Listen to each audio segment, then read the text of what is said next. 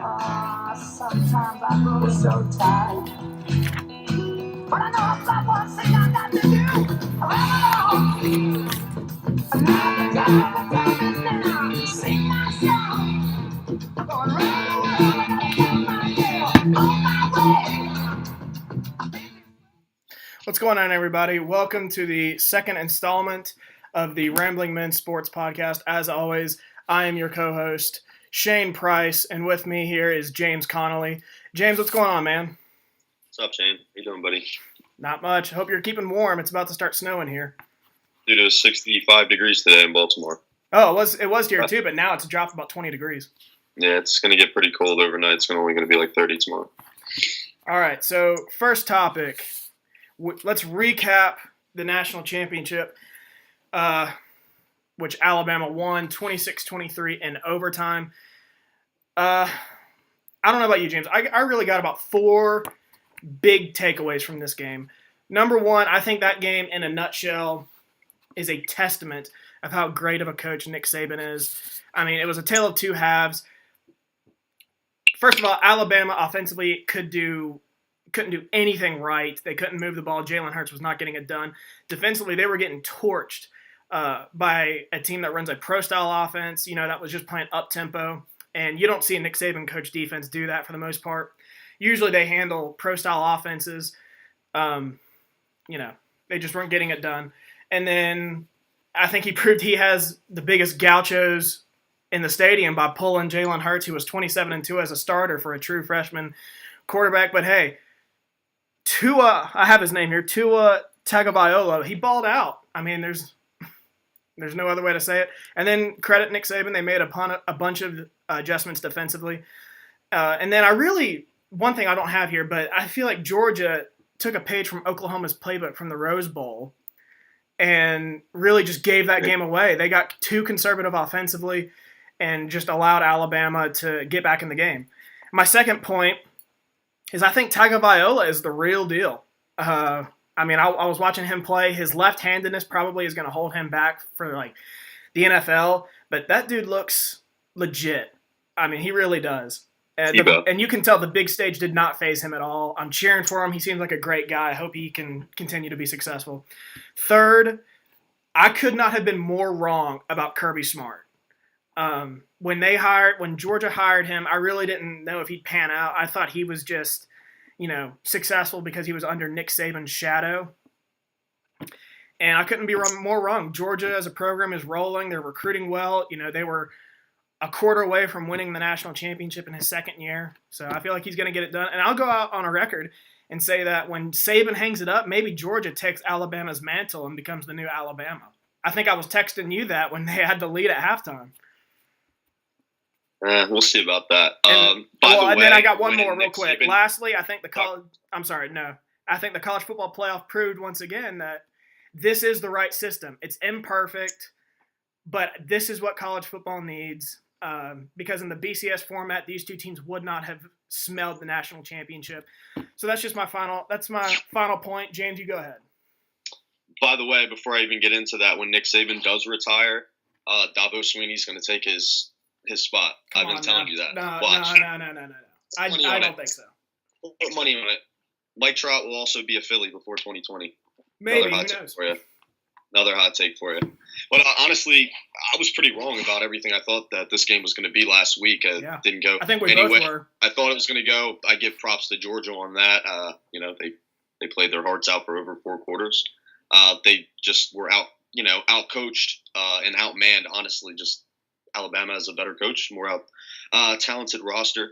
But I was honestly shocked by how anemic Alabama's offense looked the first half. It was unreal. And speaking of that, I just want to thank Jalen Hurts for making me look like an idiot for praising him on last week's show. I mean, he honestly looked terrible. They were ready for him. And I was also wrong about Fromm.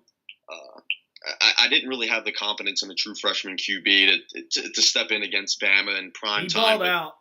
Kirby Smart and Georgia obviously have a lot of confidence in him. I mean, I saw him throwing from inside of his own 5. They have a lot of confidence in the kid. That 80-yard touchdown throw in the second half, that was a dime. Absolutely. It was a handoff. It was a handoff. The stat line would suggest that he didn't have a bad game. I mean, if you didn't watch the game and looked at his stat line, but if you watch the game, you know it was the opposite. Making big time college throws, and I honestly think he'll be a future first round draft pick. I don't know if he'll go number one overall, but he's already throwing dimes at 18 years old on the biggest stage.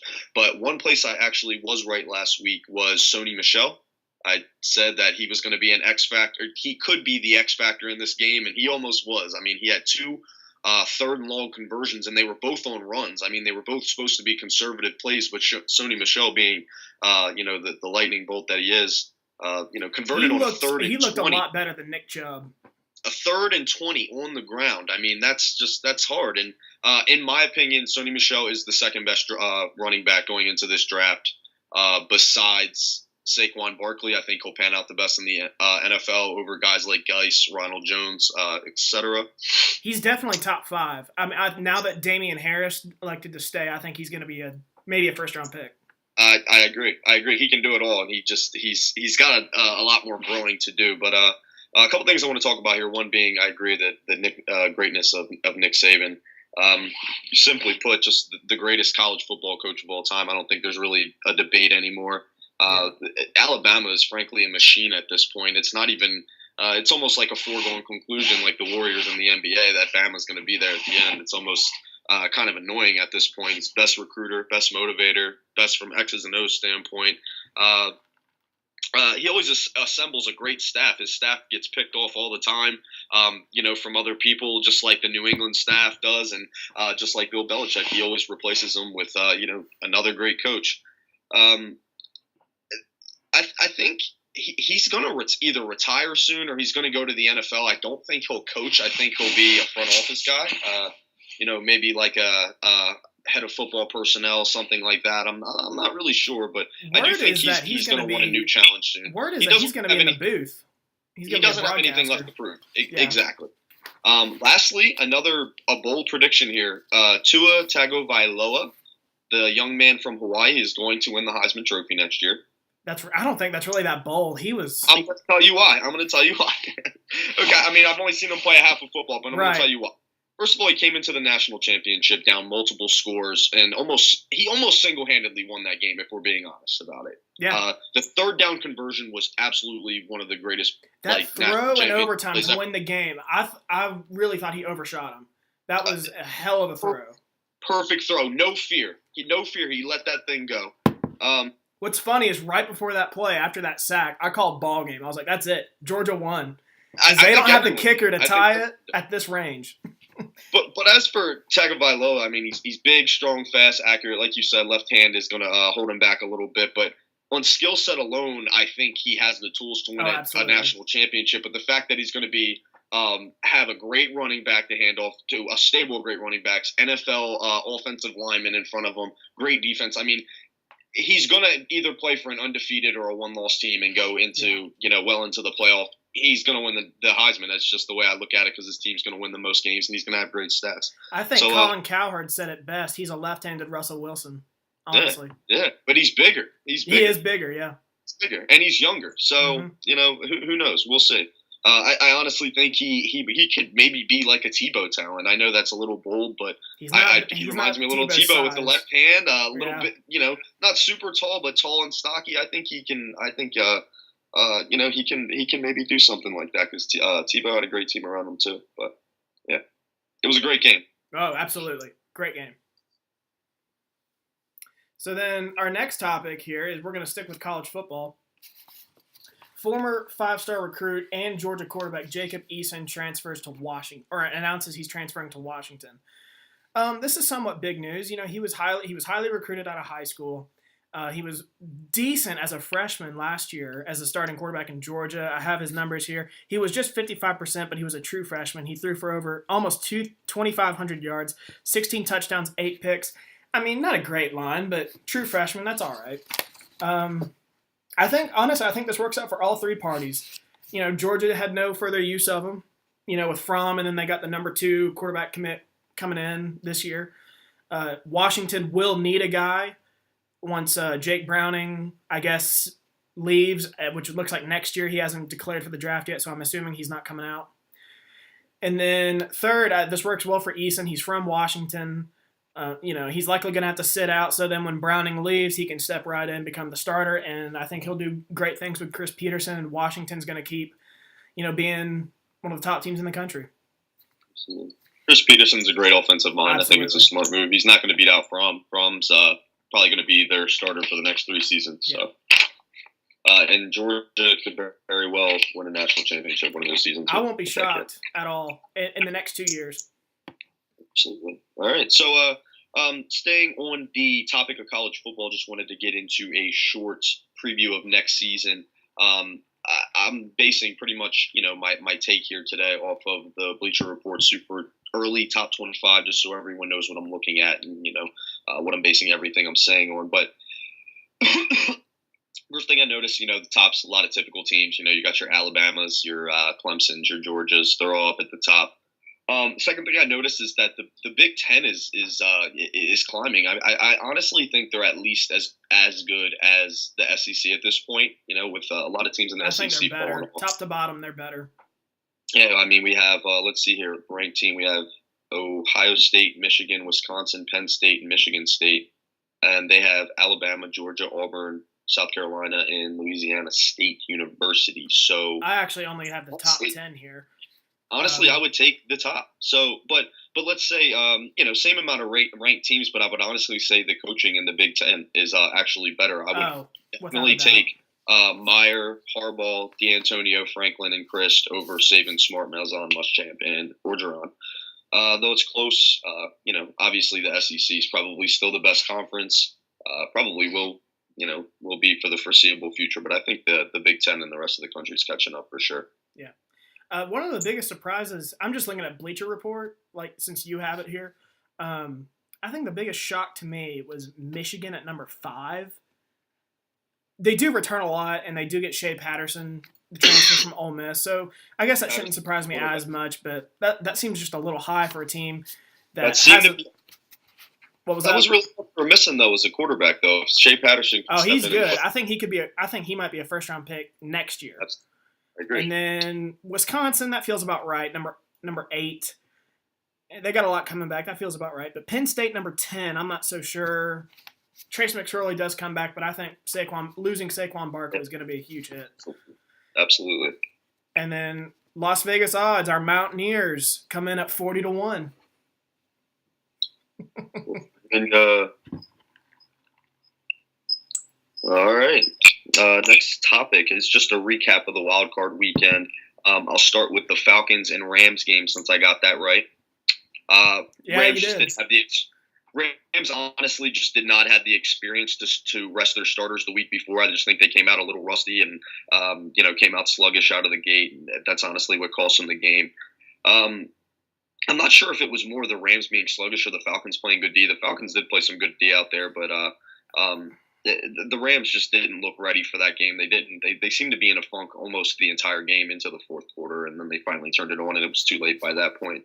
But by the way, Kyle Shanahan is a genius because this offense really lost no players and just lost him, and it just does not look like the same offense. I mean, last year they were one of the best offenses in the NFL, and this year I would say they're maybe top 10, but probably closer to 10 than 1. But to piggyback off your question, you said were the Rams just flat or were the Falcons played great defense? I think it's a combination of both. The Rams were extremely flat offensively, but the Falcons, I think I mentioned it last week, have been a top 5, at least top 10 defense in the second half of the season, and they can get after the passer. So, yeah. So, do you want to just give your take on the Falcons-Rams game? I want to hear what you have to say about that. It was surprising. It was surprising. I expected more from the Rams. Probably should have taken the Falcons, but I thought that team looked average the last few weeks of the season. Matt Ryan was not playing well. But now after that game, I'm looking at them, and this team looks like they can make a run with the way they play defense. We're going to get into this next, but I like them against the Eagles. I believe it's next at least, yeah. Not happened. I like them against the Eagles, and then in the NFC Championship, just one win from the Super Bowl, so who knows. But that's really all I have to say. But the Falcons do look good right now. Okay. Second game, it honestly don't even really have much of a take on it. It was the Bills-Jags game. Terrible game. Both teams weren't that great. It's a shame we had to watch that game.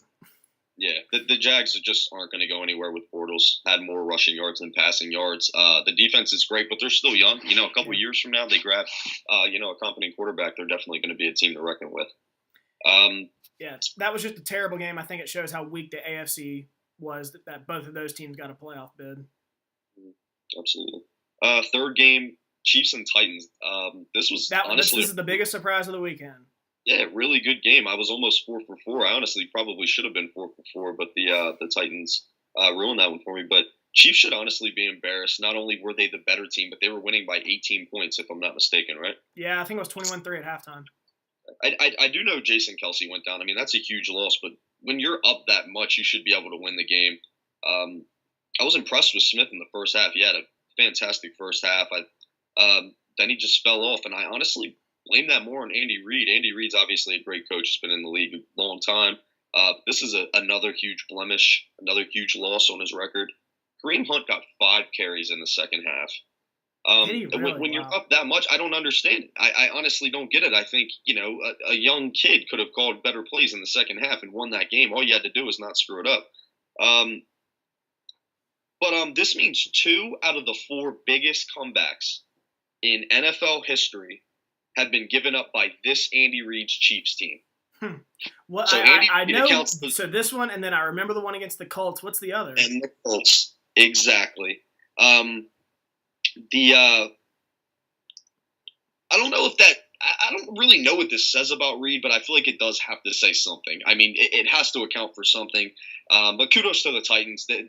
Mariota played a tough game. He had the reception to himself for a touchdown. I mean, he willed him back. I'll give him credit, but the Chiefs should have put that game away fairly easily. Yeah. And go ahead. Yeah, so that's good. A great segue into mine. My takeaway from that was just how I gave all the credit in the world to Tennessee. Marcus Mariota balled out in the second half. I have his numbers here. He was 12 of 18 for 123 yards, 2 touchdowns, and had 40 yards rushing. And, I mean, he just said, we are not going to lose this game, put the Titans on his back, and they played really well. And then I give the Titans offense a lot of credit. They won the time of possession in the second half, 19 minutes and 4 seconds to 10 minutes and 56 seconds. They just kept running the ball well, sustaining drive, keeping the clock running. And I just think Kansas City's offense struggled to maintain, chemistry and all that stuff and couldn't sustain drives, and I think that really put them in a funk.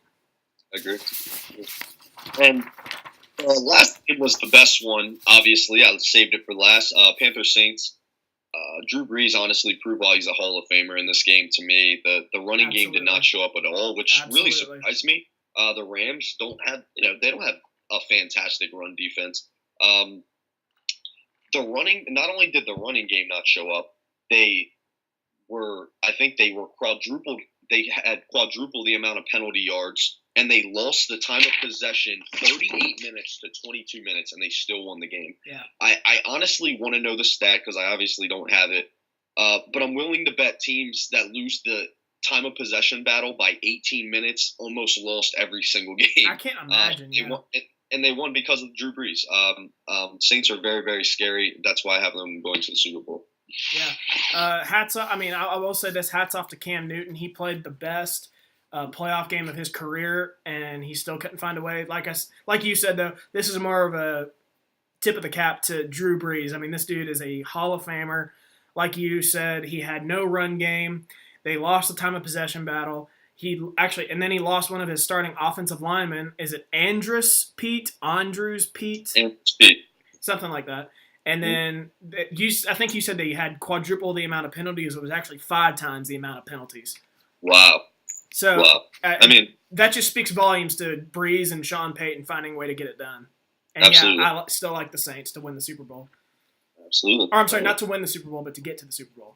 Okay.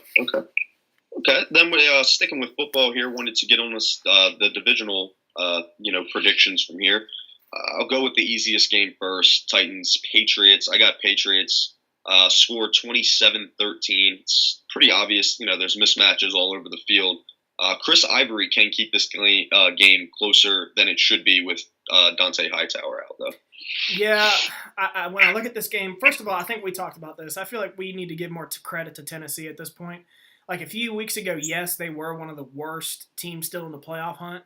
But now, like the last 2 weeks, they beat Jacksonville, who's a good team, and they went into Kansas City and won. I feel like we need to start giving them some more credit. But yeah, I got New England winning this game. When I look at Tennessee's defense, they do have a pretty underrated secondary. But I just don't see them. I mean, Adoree Jackson, Kevin Byard, Jonathan Seaprin, it's not terrible. No, it's a good secondary, but secondary. Oh no, it's not going to. It shouldn't slow down Tom Brady. Yeah, but exactly. and they don't really have a pass rush, which is going to hurt because that's the only way to get to Tom Brady. Exactly. Second game got Jaguars Steelers. I got Steelers 24-10. Just a better roster. Got some motivation. You're taking the Steelers by 2 touchdowns? Got this, wow. From Steelers getting their butts kicked the last time. I think they're going to be pretty motivated at home.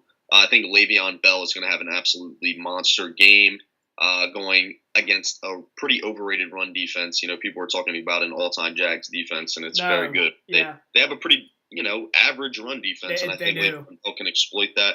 I think the Steelers roll here fairly. Don't want to say easily, but I think they'll pull away late with it. I won't be shocked if it's by 2 touchdowns, but like you said, Jacksonville's defense, the weakness is in the run game, and Le'Veon Bell ended the season on a tear. And I think he's going to be the difference maker. I think Jacksonville struggles to slow him down. And I won't say 2 touchdowns, but it'll be fairly convincing. I'll say the Steelers by about 10 or 11. I think this is just a much better Steelers team than back in October when these two teams faced, especially defensively. And there's no way Roethlisberger throws 5 interceptions again. Yeah, exactly. Okay. Third game, I wanted to go Saints and Vikings because I do feel this may be the best game of the weekend, the most evenly matched game of the weekend. Vikings are super stout on defense, but I got the Saints 27-24. For some reason, the Vikings just don't scare me on offense. I mean, that can come back to bite me in the butt on this, this pick. But Drew Brees is going to make more plays than Case Keenum in this game, and I think that's going to be the difference. And I think the Saints win 27-24. You were talking about the Vikings offense. It's the Vikings defense that's carrying this team. They're allowing just 12.5 points per game at home this season. Now, some of that might be a little bit inflated. They didn't have to face Aaron Rodgers at home, but for 2 possessions. It's an outstanding defense. This is a tough game to pick because I really do think Minnesota's legit and, can get to an NFC championship. And New Orleans wasn't great last week, but I'm going to keep rolling with New Orleans. I picked them to go to the Super Bowl. I'm going to stick with it. Maybe that bye week affects Case Keenum a little bit. Pat Shurmur, getting hyped to be, head coach. Maybe he's distracted. Who knows? But I'm going to go with New Orleans. Yeah. And I saved the best for last here. I want you to go first. For whatever reason, I do think – I'm sorry. I didn't even say. So the last game we're going to do is Atlanta and Philly. I actually think this is going to be a really good game, a really close game, I should say. Philly, you're a Philly fan. That the Lynx should be rocking. Philly. Best home advantage in the NFL. Probably. I mean, I think Green Bay or New England is maybe higher, but that front 7 in Philly is really good and can give Atlanta's offensive line a lot of problems. But in the postseason, it comes down to having a better quarterback, and the Falcons have a better quarterback right now with Matt Ryan. And I think they got a really good pass rush that could give Nick Foles a lot of problems, especially without left tackle Jason Peters, if he's still out, correct, I assume. So I'm going with the Falcons. I think that's an easy pick. Okay. By the way, Eagles have the best record at home the last 2 years. Go look it up. I believe it. I got Eagles 24-23. You're going with the Eagles, really? It is going to be a slugfest. I'm going to tell you why I picked the Eagles. I got a very logical reason I picked the Eagles. I want to hear this. People forget that Philadelphia beat the Falcons last year in Philadelphia with a worse roster. Okay? Atlanta was better last year. Clearly more consistent team last year as opposed to this year. We didn't have Alshon Jeffrey. Nelson Aguilar was non-existent. We didn't have Jay Ajayi. We didn't have Timmy Jernigan. We didn't have LeGarrette Blount, who are going to be – you're not going to want to tackle them this time of year. Our corners couldn't cover anything, and we still beat the Falcons and held them to 15 points in the link. Okay? And this is when they still had Kyle Shanahan. Julio was lighting up the league last year. He's in a slump this year, and Matt Ryan was your MVP. 15 points against that team. Kyle Shanahan was still there. MVP. Julio putting up, I don't know, what did he put up, 1,600 yards like he always does? And this was all with Wentz having a stat line of 230 yards, no touchdowns, no interceptions. I know Nick Foles isn't that good, but you're not going to tell me he can't do that at home. That's not that hard of a stat line to get to. I think with the stout defense, I think the home field advantage is going to swing in Eagles' favor, 24-23. I will not be shocked if that happens. Just you really don't know what you're going to get from Atlanta. I'm still going to go with the Falcons, though. What you're talking about was a year ago, man. My point was everyone is betting against the Eagles, which is fine. I'm not saying that's an easy pick, but what I'm saying is they lost in Philly last year with a better team, the same team, but a better team, and we won in Philly last year with a worse roster. That was my only point. All right, I'll let you have that. We need to move on. Okay. All right, so next up, we're going to be talking about the NFL coaching carousel. Number one, the Chicago Bears hiring Matt Nagy from former Kansas City offensive coordinator and quarterbacks coach. I really like this decision by Chicago, and I'm a Green Bay fan, but as a football fan, I think it's a great decision. You know, they got a young quarterback there with Mitch Trubisky, and, you know, they need somebody to groom him, and I think Nagy could be that guy. He's done a really good job in developing Alex Smith and Patrick Mahomes, you know, recently. Now, who knows if that was him or, you know, maybe more Andy Reid, but I'm going to give him some credit here. I think it should be interesting, and all those RPOs with Trubisky and Jordan Howard could be really fun to watch. Mm-hmm. I think Trubisky would be a good RPO quarterback, but I agree. I like the Nagy pickup as well. Anyone under the Andy Reid coaching tree, even though I kind of just dug him out back there, is a good hire. Yeah. He also went to University of Delaware. Matt Nagy went to University of Delaware. Fun fact. So that's cool. But I read a crazy stat yesterday. Did you know that 7 coaches in the NFL are from the Andy Reid coaching tree right now? And if Pat Shurmur gets hired, that would be 8. Yeah, because Pat Shurmur was there That too. is 1/4 of the NFL coming from under the Andy Reid coaching tree. And listen to this. Listen to the coaches. I was about to say, who are these coaches? John Harbaugh. Really? Okay. Ron Rivera. Huh. Todd Bowles. Wow. Doug Peterson. Yeah, I knew Peterson. McDermott. Really? Wow. And then Nagy, and then could be Shurmur. Wow.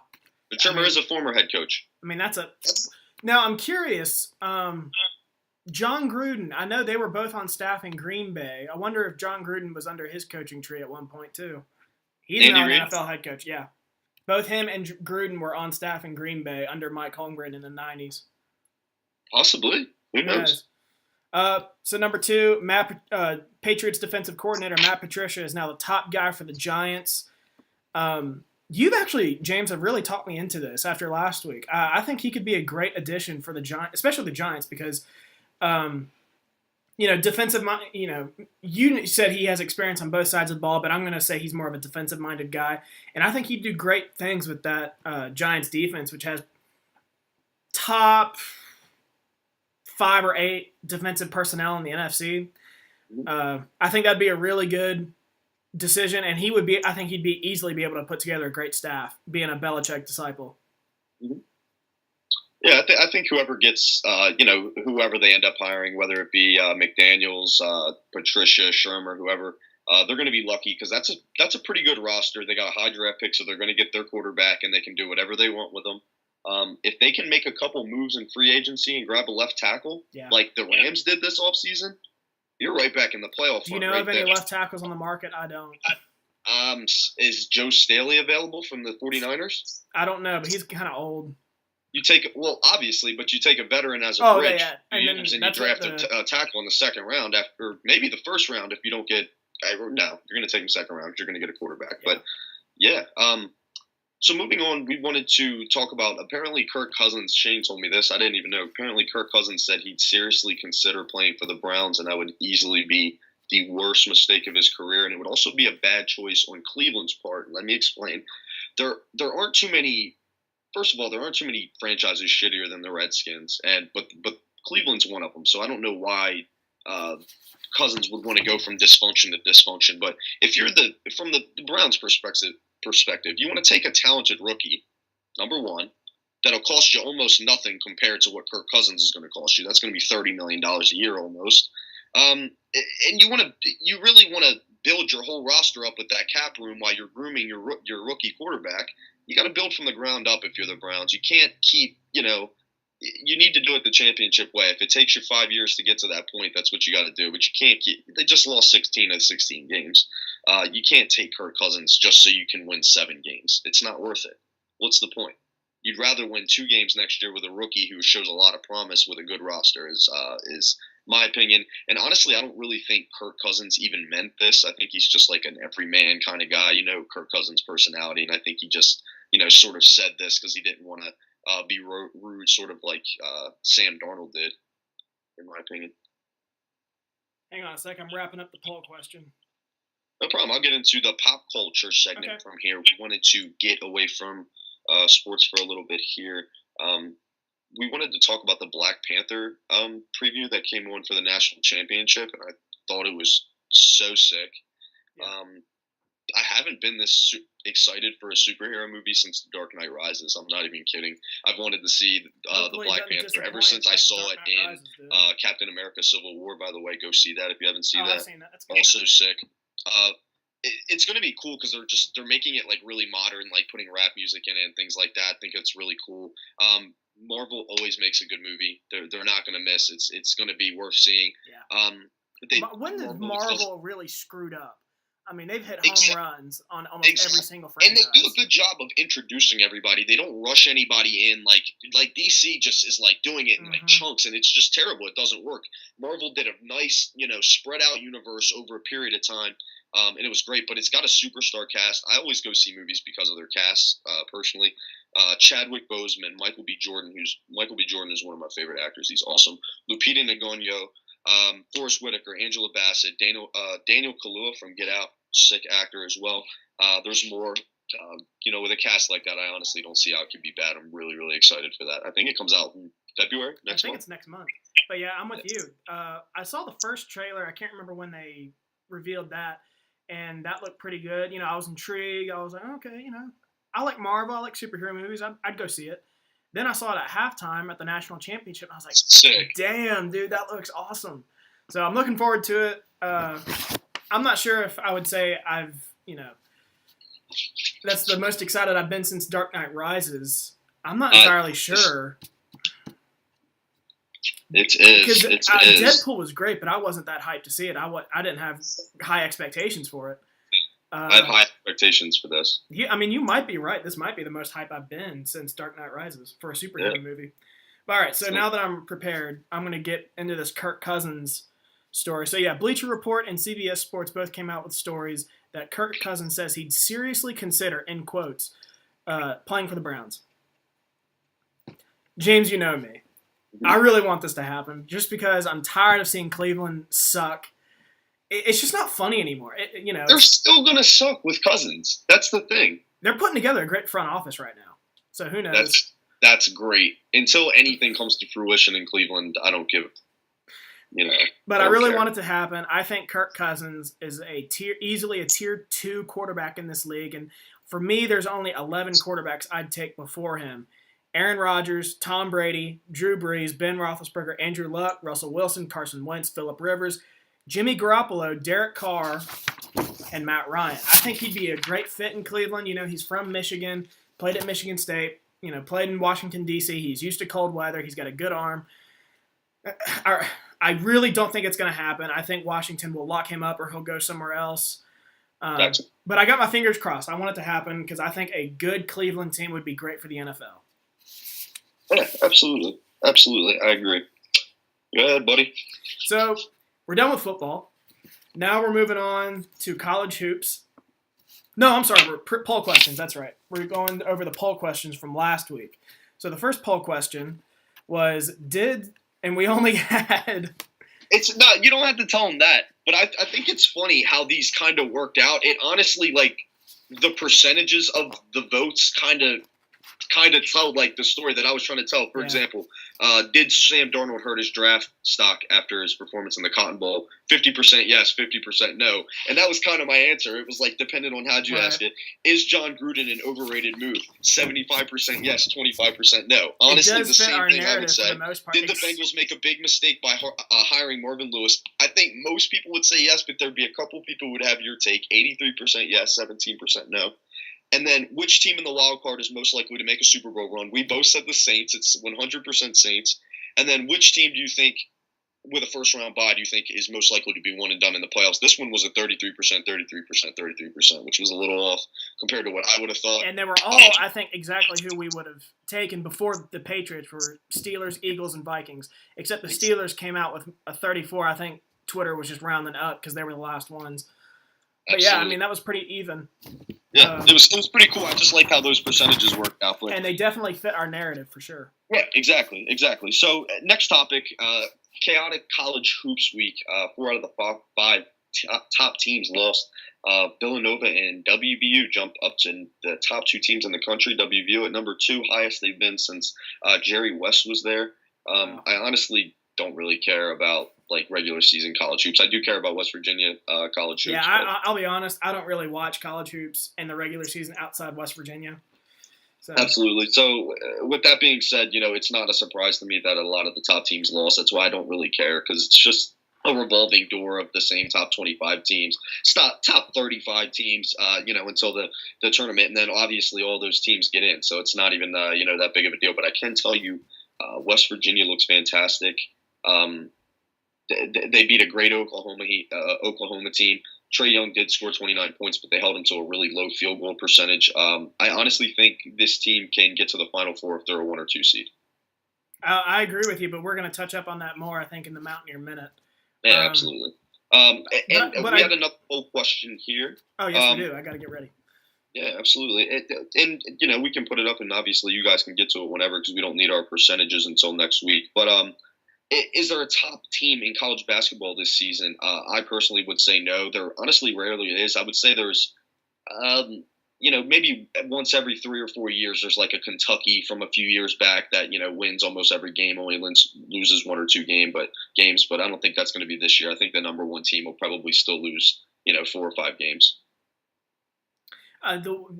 Now that it's my turn, I think one thing that this showed is there is not a number 1 team in college, or that 4 out of 5 of the top 5 teams lost last week. I think that shows there is not a top team in college basketball. It's wide open, which is great for West Virginia. But I mean, I was looking at some of the teams ranked in the top 10 just for time's sake in the preseason. Duke and Michigan State, I do think, are probably going to end up being the top 2 or 3 teams in the country by tournament time. They just haven't found their stride. And then teams like Arizona, Kansas, Kentucky, Florida, North Carolina, and USC were ranked in the preseason top 10. And I know USC, Florida, and maybe Arizona aren't even ranked in the top 25 anymore. And Kansas, Kentucky, and North Carolina don't look that good.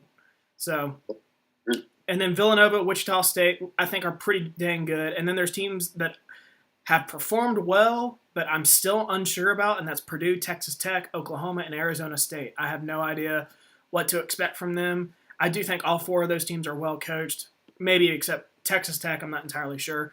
And then, obviously, I think West Virginia's pretty daggone good, and we can make a Final Four run. Absolutely. Okay. So, next question here.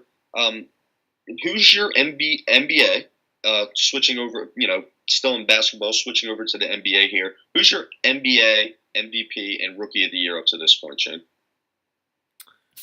I actually, call me biased, I'm staying in Boston for both picks. MVP, I have Kyrie Irving. And Rookie of the Year, I'm going with Jason Tatum. Oh, my gosh.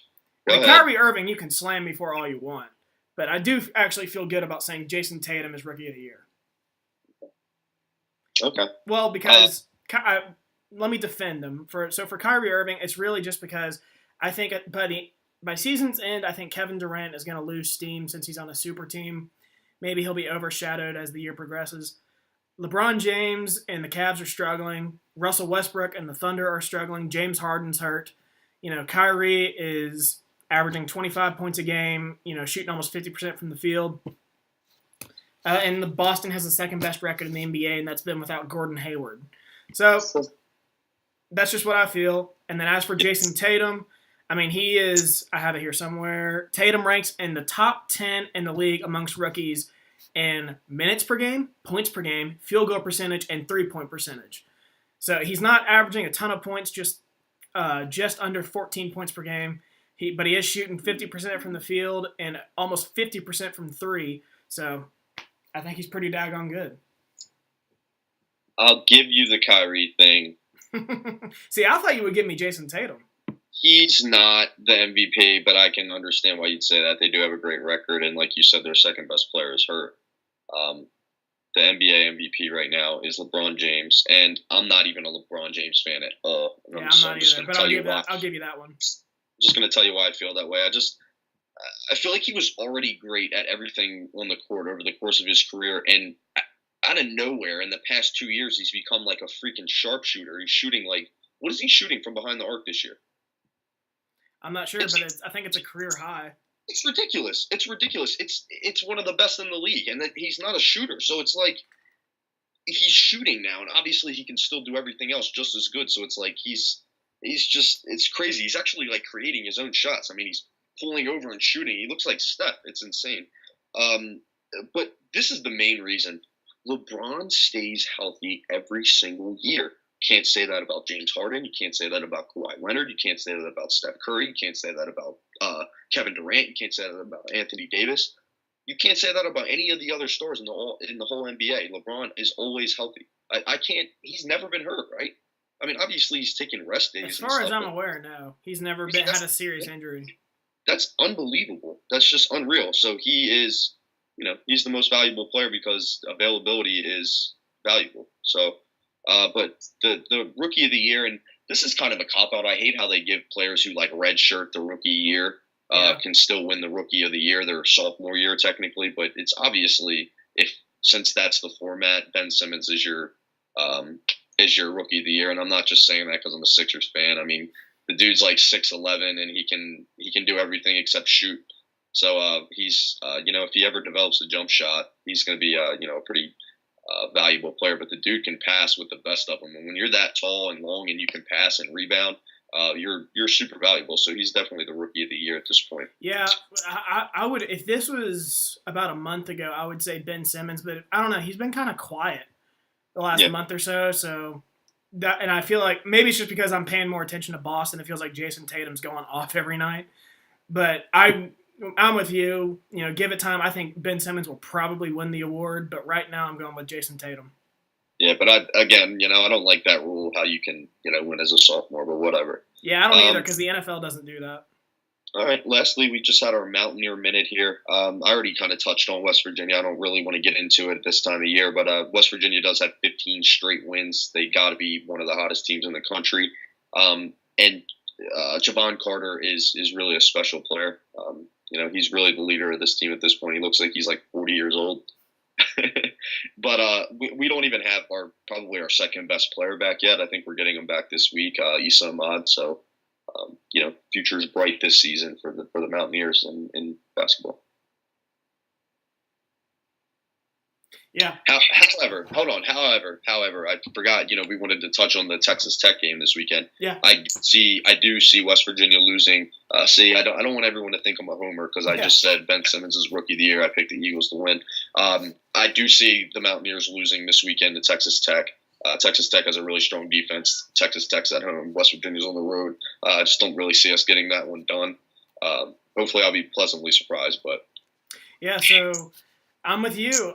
We've won 15 games in a row, but I'm still not 100% sure how good we are. But yeah, we have won. We're one of the hottest teams in the country right now, and that's been without one of our leading scorers and contributors from last year, Issa Ahmad, who was suspended for half the year due to academic ineligibility, and we get him back tomorrow night against Texas Tech. which will be huge. And we've been without one of our freshman guards, Brandon Napper, who was probably going to get significant playing time before getting hurt in the preseason. So we've been pretty thin. We've still won 15 in a row, and Javon Carter hasn't been himself either during this stretch. The last 4 games, he's only averaging, I have it here, 10 points per game compared to 18.1 in the first 12 games. Yeah. So once we get Ahmad into the rotation and him starting, to make shots, and Carter gets out of his slump, I think we're going to be a damn good team.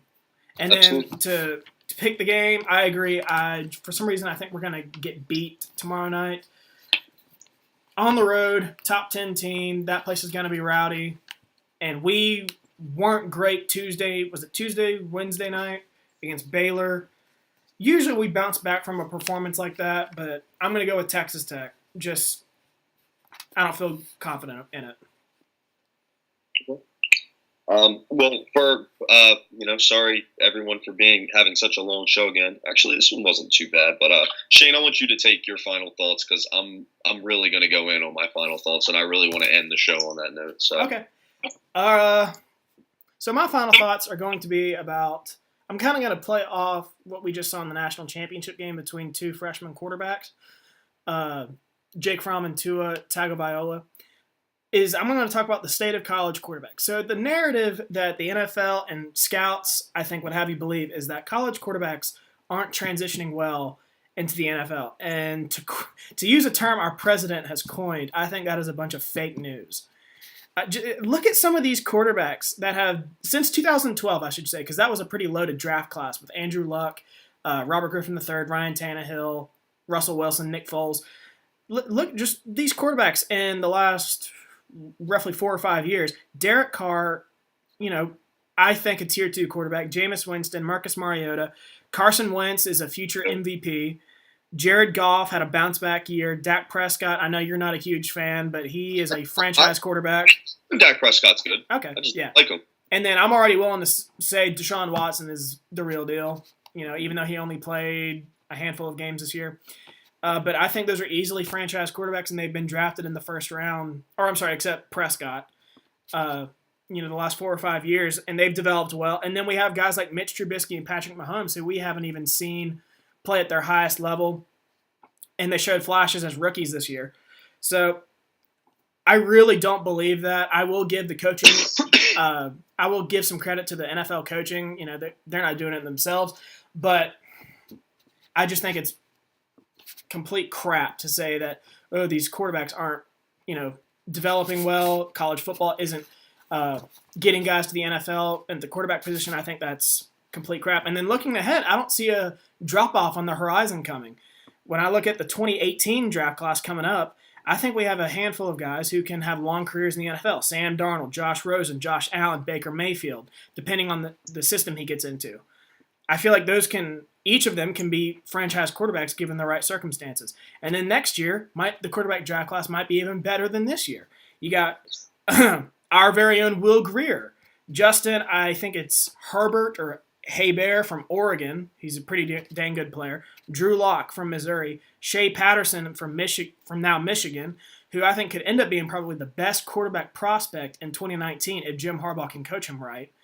And then Jake Browning out of Washington. I mean, those are 5 guys right off the top of my head who can be pretty good and drafted early next year. And there's always going to be a guy who comes off the radar. And then I'll go even further to 2020, which is a little bit too far down the road, but there's 4 guys I would like to point out in 2020 that could end up being first-round picks. 2 of them we saw Monday night in the national championship. Jake Fromm, Tua Tagovailoa. Those dudes are for real. Jake Fromm, I think, will be the first quarterback taken off that board unless somebody comes out of nowhere. Tua, I think, could be a first-round pick, but he's a little small, but he could put on weight, who knows, but his left-handedness might hold him back. And then 2 guys I think to keep an eye on in that down the road are Jacob Eason, who we just talked about, from Washington, could end up being a pretty good player. And one dude from our very own school that we can't stand, Pitt, called Kenny Pickett. He played pretty good against Miami. I know one of the scouts I follow on Twitter said he could end up being a first-round pick in 2020. So to wrap up, I think we need to stop believing this narrative that college football isn't putting quality quarterbacks into the NFL. There's always a guy that, I don't know. I'm losing my train of thought right now. But I think these guys are developing well, and it's because of these, like you mentioned, James, when we talked this week, these Elite 11 quarterback camps, I think, are really helping these guys. And the college coaching's great, and the fact that the NFL is evolving its offensive scheme into more of that of college football. And I think that's what these scouts are overlooking and why these quarterbacks are, surprising people and actually performing well at the next level. So that's my final thought. Don't believe that narrative, ladies and gentlemen. It is fake news. James, you go ahead. All right, so, okay. I'm just going to read this. I don't even care because I just really want to say what I have to say. My final thought today is about my frustration with Cam Newton, and I hate that I have to do this today because he just had a great playoff game. So I really hate that I got to do this. So my final thought probably doesn't come as a surprise to a lot of my friends because, like, I talk about Cam Newton quite often, but I'm really done with the excuses for him. Before I start, I just want to say that I do like Cam Newton as a guy. I think he's a great guy. I do think he's a very, very talented football player. But the man has not improved at all since his rookie season. At all. He had that one outlier year in 2015 when he won MVP. No one can tell me Cam is better right now than he was when he was 22 years old. Nobody. And that's sad. And he should be in his QB prime right now. Your QB prime is 27 to 33. He's right in the middle of it, and if anything, in my opinion, he's regressing, especially from his MVP year, like you said, in 2015. Cam Newton has every God-given ability you could possibly want in a football player, and he refuses to get coached. It has to be what it is. He's 6'6", 245 pounds, cannon arm, fast, athletic. He has everything Carson Wentz has, but he's more of an athlete. I mean, he's Carson Wentz on steroids, if we're being honest. He has a bigger arm, too. Yeah, absolutely. Absolutely. More fluid. You know what I mean? Absolutely. I'm going to read you two stat lines. Okay, this is like one of those blank, screens, and you got to figure out what it is. I'm going to read you two stat lines, and you tell me. This is one of the segments I wanted to do for this podcast. Okay. Yeah, go ahead. You ready? Yeah. All right. First stat line: 4,000 yards passing. I'm gonna approximate 4,051 yards passing, 60% completion percentage, 7.8 yards per attempt. 21 passing touchdowns, 17 picks, 84.5 quarterback rating, 706 rushing yards, 14 rushing touchdowns, 35 total touchdowns. Okay? That's a damn good season. Am I wrong or am I wrong? No, it's a pretty good season. It's a damn good season. Second stat line, 3,302 passing yards, 59% completion percentage, 6.7 yards per attempt. 22 passing touchdowns to 16 picks, 80.7 quarterback rating, 754 rushing yards, 6 rushing TDs, 28 total TDs. Now, I know it's hard for everyone to remember what I just said, but let me just run it down here for you. All right. Well, first of all, what do you think those two stat lines are? I assume you're comparing different quarterbacks. The first stat line I mentioned was Cam Newton's rookie season. Okay, so they're both Cam Newton's numbers. The second stat line I said was Cam Newton in 2017. Let's do something here. Passing yards, rookie season. Completion percentage, rookie season. Yards per attempt, rookie season. Passing touchdowns, 21 his rookie season, 22 this year. Virtually the same. 17 interceptions his rookie season, 16 interceptions this year. Virtually the same. Quarterback rating, rookie season. Rushing yards, virtually the same. 706 his rookie year compared to 750 his 2017 season. 14 rushing touchdowns, check with 14, which is ridiculous for a quarterback rookie season. Total touchdowns, check. Now I want you to tell me how Cam was that good when he was 22 years old, but he can't string together 4 good games in a row in the NFL. It's absolutely unbelievable. And it's not like he doesn't have talent offensively. The man threw for 35 touchdowns with Ted Ginn as his lead receiver. I don't want to hear that he doesn't have talent. He has a good tight end. He was hurt a lot this year. He has a pass-catching running back, which is your best friend. It's not even an argument. He played better as a rookie than he did in 2017 with a good team around him. I know Cam. He had a better defense this year, too. I know Cam could use a wide receiver, and I know Olsen was hurt a lot this year, but there's far less talented quarterbacks with far less God-given gifts doing way more with less. I'm telling you right prime now. example. Russell Wilson easily has a worse team across the board, including defense, and he played lights out this season for the most part. Had a couple bad games. MVP candidate. Absolutely. Yes, he did have the MVP season, which was a fantastic year. I won't take away from him, but honestly, that just adds to like my entire point here. Is just that if only he could be consistent. He obviously has the talent to do it. In my opinion, the lack of consistency is coming from the lack of consistency in his attitude and his mental makeup. Like, if you watch Cam play, he's either dancing and celebrating or being cocky, which I have no problem with, by the way. In football, you can hit the other guy, so be as cocky as you want. I don't care about it. Or he's sulking on the bench, though. There's not usually like an in-between with Cam. He's either really high or really low. And that's his game. He's one week he combines for 350 yards and 4 touchdowns, and the next week he has 180 yards and 3 picks. I mean, it's just upsetting when you have all that talent. And your mental makeup has to be even keel when you lead a franchise. I mean, if you watch how Russell Wilson handles himself after a loss or after a win, he handles himself exactly the same. No change in his demeanor.